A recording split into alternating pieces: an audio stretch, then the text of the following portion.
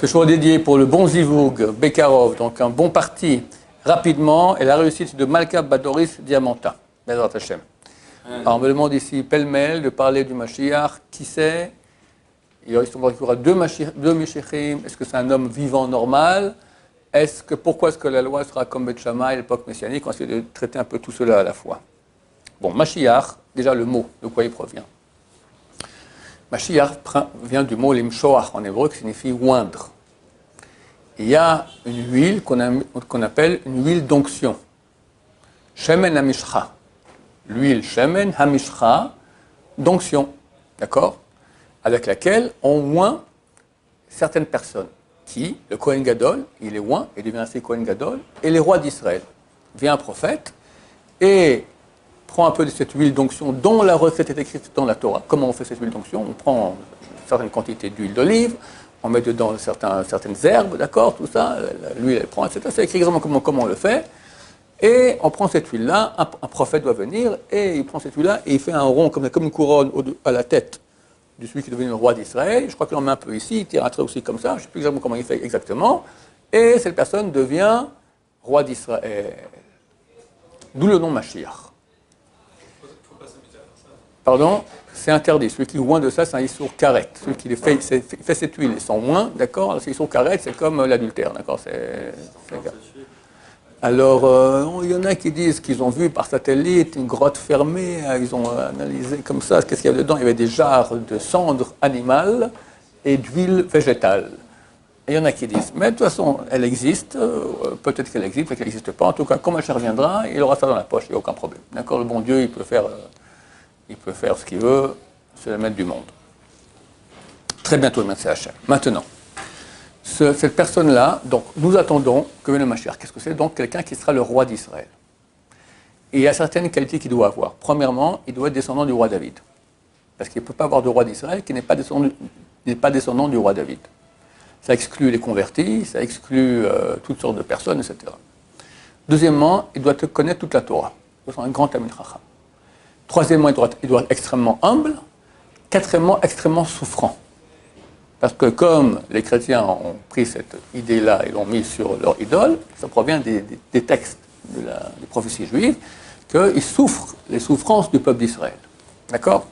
Pas comme l'autre, comme le nôtre. D'accord? Chaque génération, il y a un homme qui est susceptible d'être le Mashiach. On sait que le Rachem HaKadosh, Rabbi Hamenatar, devait être Mashiach. On sait que Baba Mir, le fils de Baba Saleh, devait être Mashiach. On sait, il y en a qui ont dit que le Rav Sofer, a dit sur Rabbi Sambachou qu'il pouvait être Mashiach, qu'il devait être Mashiach. Le Rabbi était très grand, mais je n'ai pas entendu que c'est quelqu'un qui a souffert. C'est que ça fait partie des conditions. Peut-être que oui, je ne sais pas. En tout cas, parmi les conditions, c'est quelqu'un qui doit être... Rabbi Sambachou, il n'y a pas un organe de son corps qui fonctionnait normalement. Le Rav Sofer, c'est un des grands génies du monde Sfarad aujourd'hui encore, très très caché, les gens ne connaissent pas beaucoup, mais la Yeshiva Kafachai, maintenant il donne des cours. Quelques-uns ne donnent plus de cours, les gens ne connaissent à peine son nom.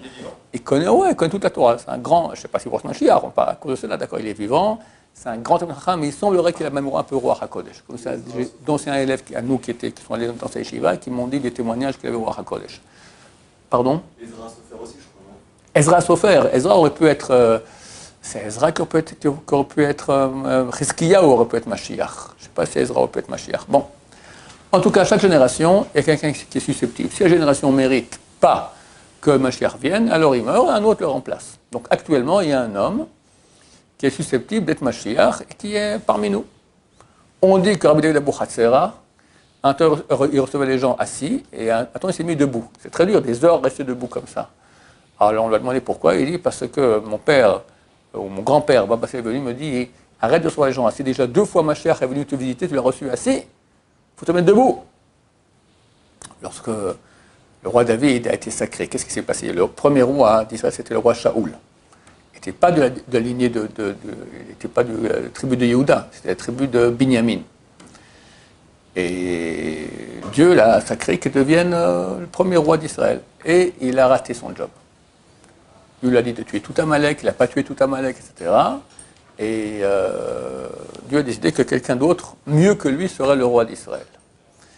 Et Dieu se dévoile au prophète Shmuel, qui est enterré là-bas sur la colline, d'accord, et lui dit, va à Bethléem, oindre le fils de Ishaï, qui soit Mashiach. Shmuel dit à Dieu, mais si Shaoul, le roi, il entend ça, je me fais zigouiller, d'accord. Shaoul, il savait que quelqu'un d'autre devait être le roi, il ne voulait pas laisser. Non, tu dis que tu vas mettre un sacrifice là-bas, faites un sacrifice, et personne ne saura rien. Bon, il vient là-bas, il dit en douce à Ishaï, j'ai été envoyé par Hachem pour sacrer un de tes fils, roi d'Israël. Amène-moi tes fils. Alors, il amène le premier, il s'appelait Eliab, je crois. Et Shaoul se lève, il voit un homme qui rentre, grand, beau, grande barbe comme ça, il se lève. Kavod pour le Mashiach. Il lui dit, ne regarde pas l'extérieur. Je mets à Steve, j'étais dégoûté de lui. Pourquoi il était coléreux. Et comme ça, tous les enfants de Ishaï passent. Et rien. Donc, Ishaï avait encore un huitième enfant, c'était David.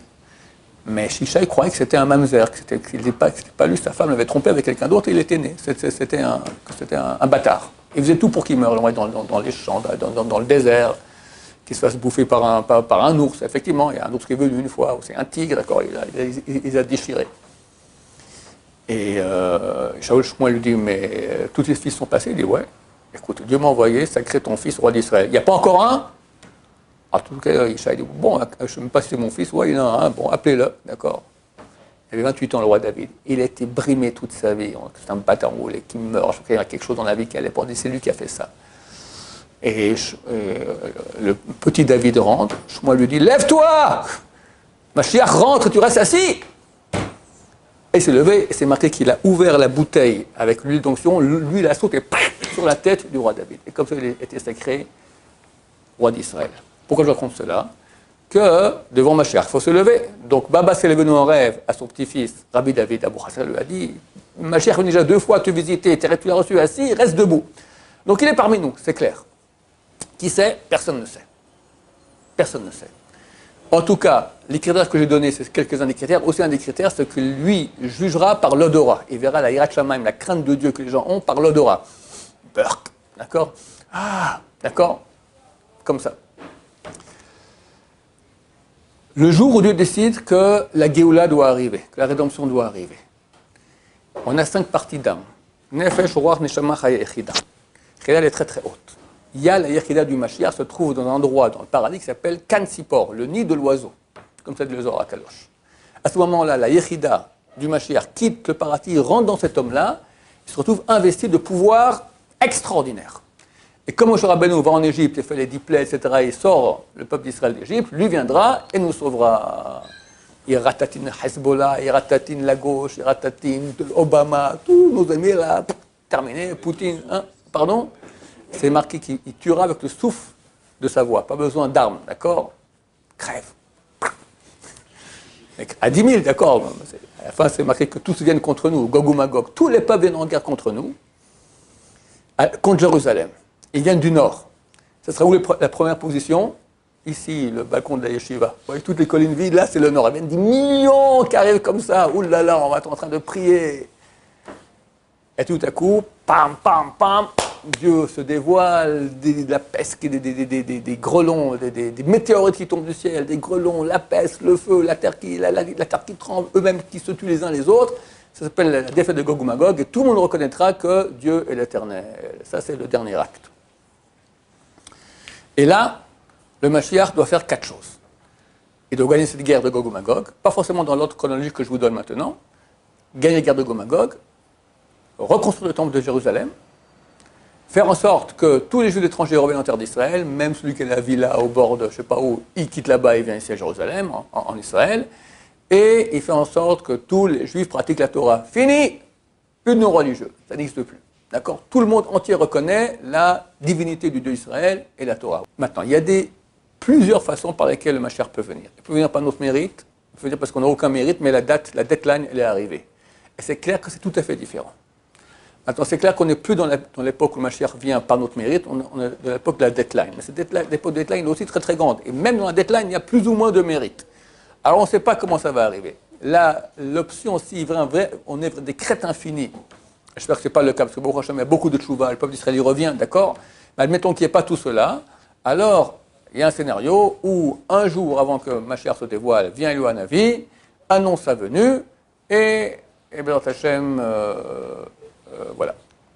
D'accord. À propos du temple, ce qui descend, c'est marqué dans certains endroits dans le chasse, Souka 41, encore d'autres endroits qu'il descend, le temple descend du ciel, mais on devra quand même l'arranger. Il ne sera pas complet. On devra, comme on dit dans la prière, Samhainu Medikuno, réjouis-nous dans la réparation de ce temple. D'accord. Il y aura du boulot à faire encore pour qu'il soit opérationnel. Il y a des choses messianiques dans le retour des Juifs en Israël. Absolument. Donc on voit qu'une des 4 missions, c'est qu'il ramène les Juifs en terre d'Israël. Et il y a une grande... Il faut comprendre qu'on est parti en exil parce qu'on avait un job à faire à l'étranger, ramener les étincelles de sainteté. Le monde entier mélangé mal et bien. Et quand le peuple juif fait des mitzvot, alors il fait quitter le bien du mal. Le mal disparaît parce qu'il n'a plus de source de vie. Et lorsque la dernière étincelle, comme on dit, de bien qu'il y a dans le mal, elle quitte le mal, il n'y a plus de mal et Mashiach revient. Maintenant, parallèlement à ce retour des étincelles de sainteté à la sainteté, il y a aussi le retour du peuple d'Israël sur sa terre. Ça marche ensemble. Donc le meilleur moyen pour faire que les Juifs viennent en terre d'Israël, c'est la tchouva.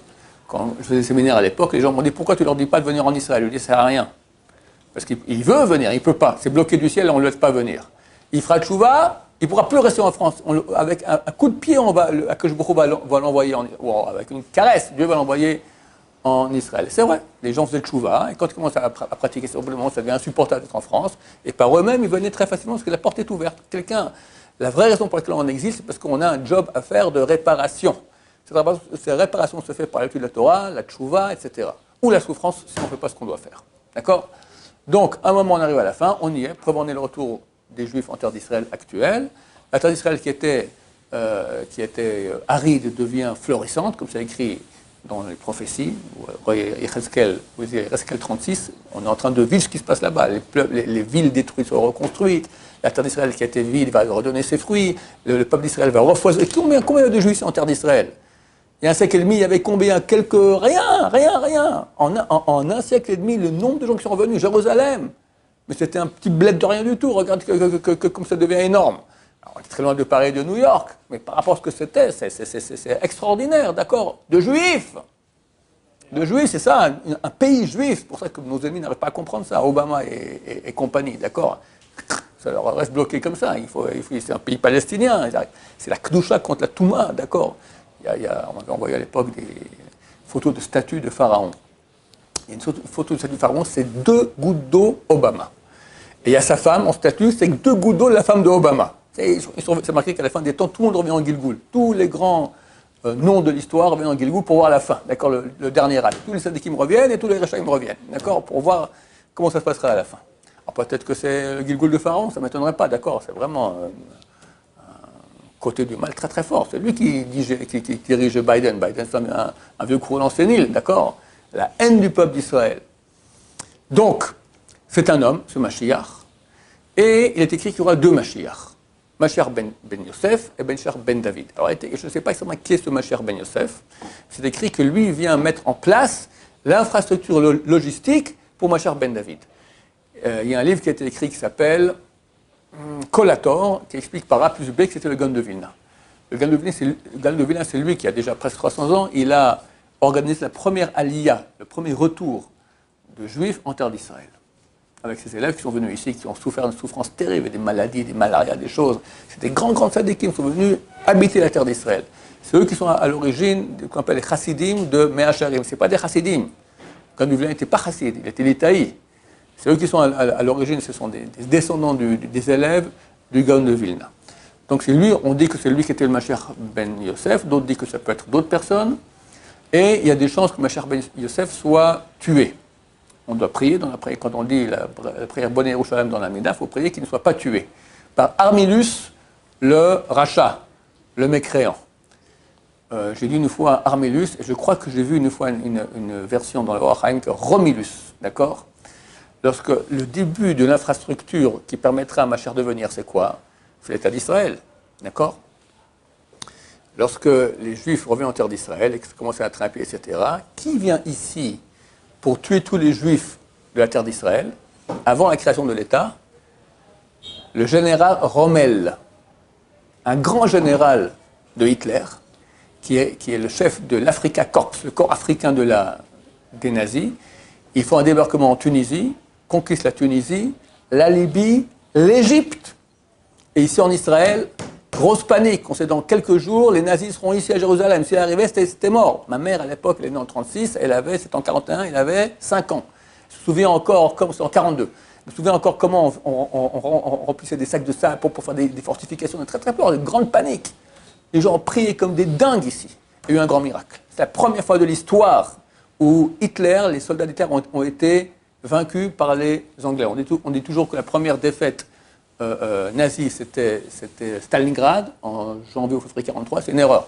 C'était le 1er 2 novembre 1942 à El Alamein, à côté, pas trop loin, de la tombe de Rabbi Yaakov Abu Hatzera à Demanhour. D'accord. Il y a aussi un rapport, je ne vais pas t'en expliquer, ça va avec Yaakov. J'ai fait des cours là-dessus qui expliquent très très bien Parashat Vaishlach, d'accord, du retour de Yaakov en terre d'Israël. C'est en fait ce qui se passe à la fin des temps.